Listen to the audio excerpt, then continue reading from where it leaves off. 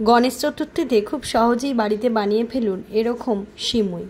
এটি খেতে কিন্তু গণদাদা খুব পছন্দ করে। তার জন্য প্রথমে কড়াইতে সিমুই নিয়ে নিচ্ছি, নিয়ে ভালোভাবে ভেজে নিচ্ছি। ওটাতে চাইলে আপনি কিন্তু ঘিও দিতে পারেন। একটু লাল লাল করে ভাজবেন, তাহলে খেতে কিন্তু খুব টেস্ট হবে।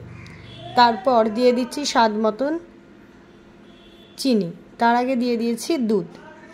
চিনিটা কিন্তু আপনাদের স্বাদ মতন দেবেন, যদি বেশি মিষ্টি খান তাহলে বেশি চিনি দেবেন।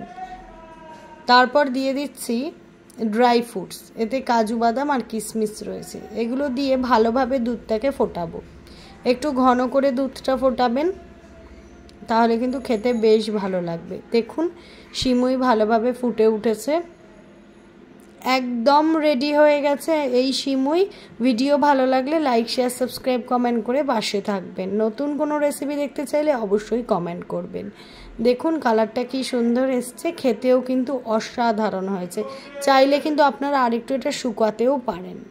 যার অনেকে আছে যারা সিমুই খেতে, দুধ খেতে একটু বেশি ভালোবাসে, তাদের জন্য রইল এই রেসিপিটি।